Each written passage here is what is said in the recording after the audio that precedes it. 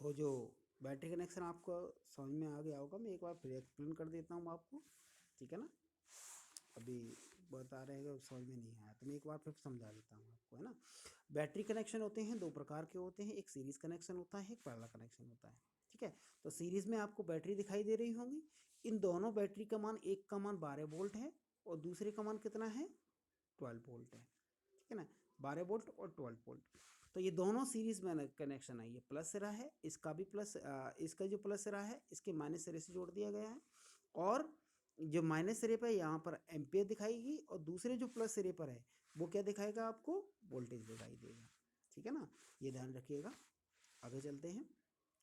तो कंडीशन में क्या होगा, जब सीरीज कनेक्शन होता है उनके वोल्टेज को हम जोड़ देते हैं, ठीक है। अब उसके बाद सर्किट देखा जाए तो सर्किट में भी कनेक्शन देखा जाता है, वो क्या होता है बैटरी पर। तो बैटरी क्या होती है, तो दोनों बैटरी के जो सिरे होते हैं उसमें देखेगा प्लस माइनस, यदि माइनस प्लस दोनों अलग अलग चिन्ह की बैटरी के साथ जुड़े हैं तो वो बैटरी का मान जुड़ जाता है, ठीक है।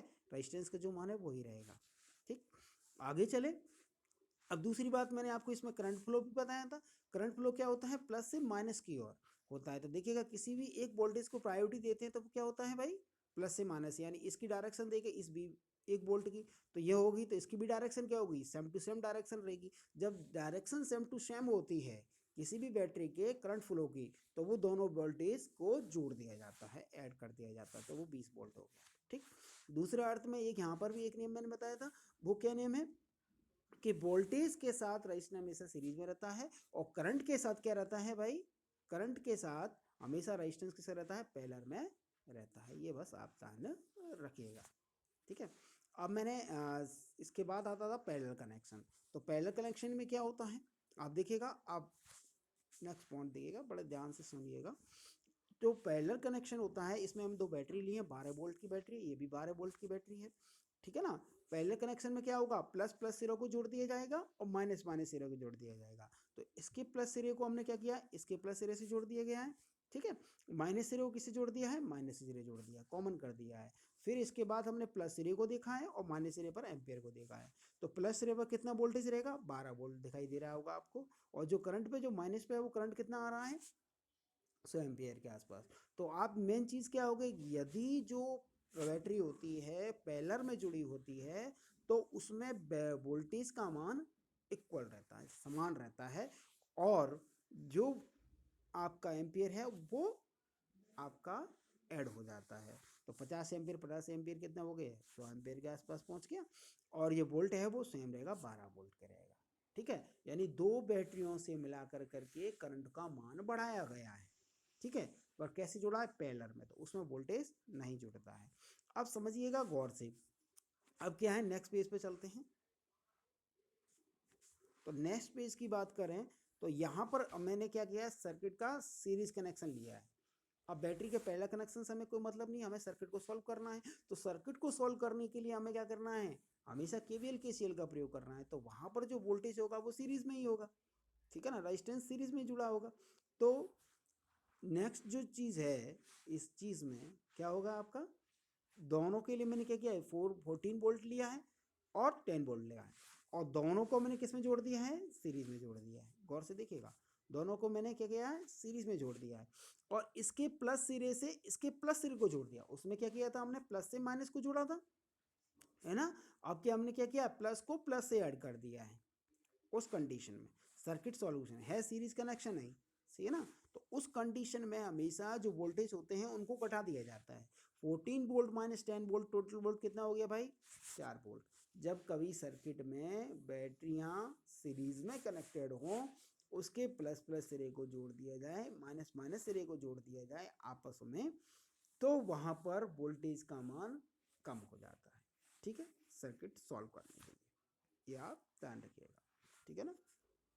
अब आता है आपके पास इंपॉर्टेंट क्वेश्चन फॉर एग्जाम्पल, कि यदि आपने केवीएल केसीएल पढ़ लिया है तो आप इस सब चीज़ को सॉल्व कीजिएगा।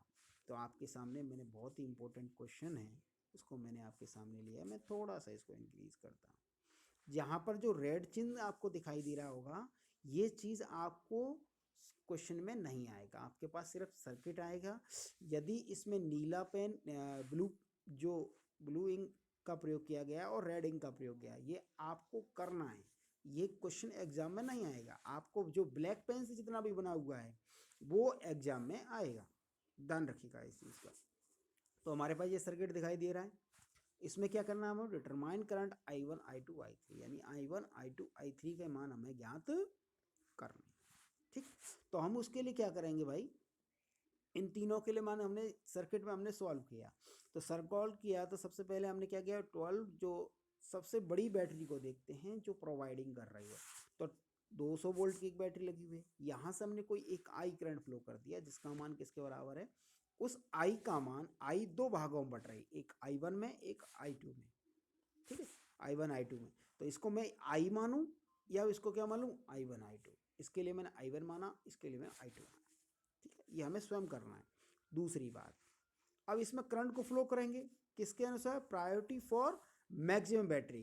तो मैक्सिमम बैटरी वोल्टेज, तो जो बैटरी है सबसे बड़ी बैटरी है उसको हम प्रायोरिटी देंगे, तो इसका सिन क्या है, प्लस, तो प्लस से माइनस करंट फ्लो होगा इस तरह, और इसी को प्रायोरिटी इस लूप में भी देंगे, वो होगा इस तरह। तो ये आपको दिखाई दे रहा होगा, ये चिन्ह रेड पेन से लगे हुए हैं, किसकी प्रायोरिटी की वजह से हो रहा है, इस बैटरी 200 वोल्ट की बैटरी के कारण हो रहा है। ठीक है ना। दूसरी बात, मैं इसमें करंट मैंने I1 दिखाया, इसमें I2 दिखाया, इसमें करंट दिखा सकते हैं, नहीं दिखाया तो मैं यहाँ पर बीच में लिख सकता हूँ I1 करंट और I2 करंट, ऐसे भी मैं प्रोवाइड कर सकता हूँ, पर मैं आप सर्किट में जो मैंने बना दिया उसी का आधार पर दिखाता हूँ, आपको समझाता हूँ। ठीक है ना। अब लूप किसे कहते हैं, तो लूप कहते हैं जो क्लोज पाथ होता है, एक क्लोज सर्किट जो पूरा बंधा होता है उसको लूप कहते हैं। लूप में कई एक से अधिक मेश हो सकते हैं, तो इसको हम मेश भी बोल सकते हैं और लूप भी बोल सकते हैं। किसी एक लूप को मैंने यूज KVL इन अप्लाई CBEFC। CBEFC कौन सा है, अब देखिएगा गौर से, CBEFG ये वाला लूप है आपका। ठीक है ना, सीधा। तो इसमें हमने क्या अप्लाई किया भाई, KVL अप्लाई कर दिया।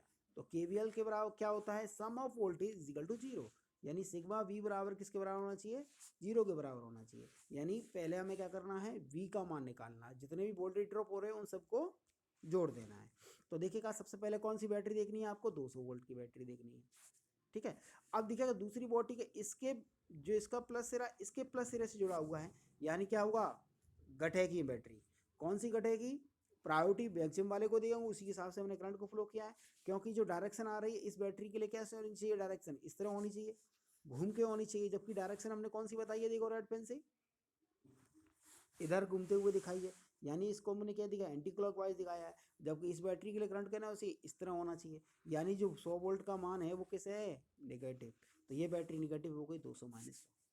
ठीक है, जिसकी डायरेक्शन अपोजिट है उसको नेगेटिव रखना है। ठीक, दूसरी बात आ गई ओम के नियम, यहाँ पर कौन से करंट आएगा, करंट आई का मान आएगा जिसको हमने दो भागों में बांटा है, I1 प्लस I2 प्लस 25। अब देखिएगा 25 जो रेजिस्टेंस है वो प्लस का रहेगा, क्योंकि जो डायरेक्शन है वो करंट की कहाँ से आ रही है, ऊपर से आ रही है, वो ऊपर से आ रही है जो किसके ऊपर, according to battery, according to 200 voltage battery के अकॉर्डिंग ही करंट फ्लो हो रहा है, इसलिए 2.5 किसके आएगी, पॉजिटिव का पोल आएगा।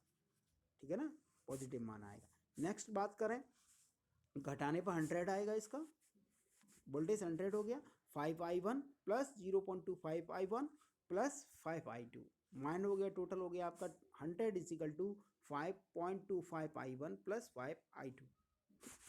अब दूसरे लूप की बात करते हैं, एक लूप हो गया हमारे पास क्लियर, समीकरण एक हो गया। अब दूसरे लूप की बात करते हैं, इस वाले लूप की।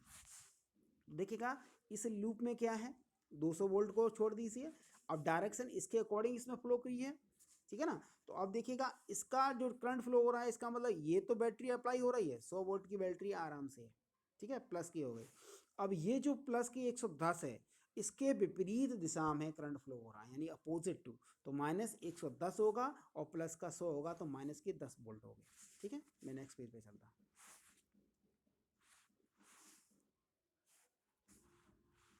अप्लाई KVL जो लूप में हमने अप्लाई की है,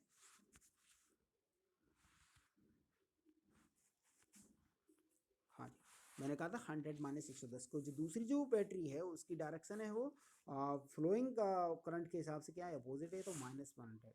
ऐसी I1 और I2, I1 की जो डायरेक्शन है वो भी अपोजिट है, I2 की डायरेक्शन सेम है। मैं पेज में दिखा देता हूँ आपको, वापस देख लीजिएगा। अब देखिएगा गौर से, इसमें जो I1 की जो डायरेक्शन है वो देखिएगा कैसे आनी चाहिए, ये इस तरह जा रहा है, ऊपर की ओर जा रहा है, जबकि I1 करंट क्या है, नीचे की ओर। तो 0.2 जो 2 ओम है वो किसका, नेगेटिव होगा, और ये इसके घूमने की डायरेक्शन, तो ये पॉजिटिव बैठता है, तो ये प्लस का होगा। ये चिन्ह प्लस माइनस का बहुत ज़्यादा जरूरी है, नहीं यहीं से प्रॉब्लम आ जाएगी, ध्यान रखिएगा। तो उस डायरेक्शन के हिसाब से हम क्या करेंगे, ये मान आ जाएगा -10 बराबर -0.25 I1 प्लस 0.2 I2। इस तरह हम क्या निकाल लेंगे, उसके I1 जो दूसरा समीकरण बन जाएगा। पहला समीकरण हमको वापस लिया।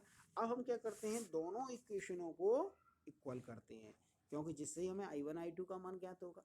इसमें दो नियम से हम इसको I1 I2 को मान ज्ञात कर सकते हैं। या तो इक्वेशन को क्या करें, इक्वल करके यूज कर सकते हैं, और उसको जोड़ कर या घटा करके उसको काट पीट कर हम क्या I1 I2 को मान निकाल सकते हैं। दूसरा नियम आता है क्रैमर रूल। मैं इस क्रैमर रूल को भी मैं आपको पढ़ाऊंगा नेक्स्ट टाइम। तो क्रैमर रूल क्या होता है वो आप नेक्स्ट टाइम पढ़ेंगे, पर यहाँ पर जनरल मेथड यूज करते हैं। कौन सा, क्या हम दोनों इक्वेशन में क्या कर देते हैं, सेम कर लेते हैं। तो सेम करेंगे तो क्या होगा भाई, I1 को बराबर कर लें या I2 को बराबर कर लें। अब ये पॉइंट में तो हमें I2 समीकरण लग रहा है कि सेम कर लें, तो इसमें 0.2 का मल्टीप्लाई कर दें और इसमें किसका मल्टीप्लाई कर दें, 5 का मल्टीप्लाई कर दें, तो I2 सेम हो जाएगा। तो ये मैंने आपको लाइन लिख ली, multiply by 5 in equation 2 and multiply by 0.2 then add equation, then add equation 2 and 1। हमने दोनों इक्वेशन में मल्टीप्लाई करके दोनों को जोड़ा तो हमारे पास I1 का मान कितना आया, 13.43 एम्पियर आया। इसी मान को हम क्या कर देंगे, इसमें किसी समीकरण में रख देंगे, किसी भी समीकरण में रख दो, फोर्थ इक्वेशन में रख दो, फर्स्ट में रख दो, सेकंड में रख दो, थर्ड में रख दो, तो हमारे पास किसका मान आ जाएगा, I2 का मान ज्ञात हो जाएगा। अब देखिएगा I2 का मान ज्ञात करके हम क्या करेंगे भाई, सही सब का मान ज्ञात कर लेंगे। अब देखिएगा I2 का मान जो आया है वो आया है 11.95 एम्पियर नेगेटिव में। इसका मतलब करंट का वो माइनस में होता है, करंट माइनस में नहीं होता। It means current direction is opposite.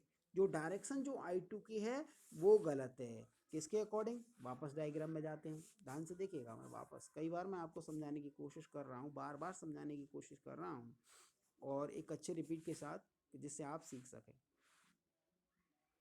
अब गौर से देखिएगा, जो कह रहा I2 की डायरेक्शन क्या है भाई, नीचे की ओर दिखाई दे रही है आपकी, नीचे की साइड। ये एक्चुअली जो सर्किट के माने से कैसे कैसी होनी चाहिए, इस तरह ऊपर की ओर होनी चाहिए। कैसे होनी चाहिए आपकी, इस तरह I2 होना चाहिए, ऊपर की ओर डायरेक्शन होनी चाहिए।